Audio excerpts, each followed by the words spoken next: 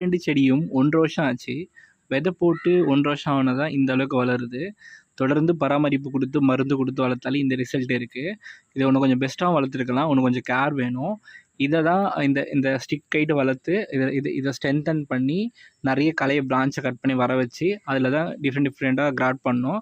Grad பண்ணி நமக்கு என்னென்ன கலர் வேணுமோ அது நம்ம கொண்டு வந்துக்கலாம். ட்ரீ ரோஸ் அப்படின்னு சொல்றாங்கல்ல ரோஸ்ல, அதுக்கு ஆல்டர்னேட்டா உருவாக்கறதுக்கு தான் இந்த வெரைட்டி 2மே பிளான் பண்ணியிருக்கோம். இதுவரையும் அடிநிலத்தில இந்த பிளான் கிடையாது. நெறைய டிஃப்ரெண்ட்டான பிளான் இருந்தாலும், இது நியூ பிளான் தான். இத வந்து இன்னும் ஒரு 1 இயர் வெயிட் பண்ணணும். நெக்ஸ்ட் சம்மர்ல தான் இது ஐ திங்க் ரெடி ஆகும்னு நெனைக்கிறேன்.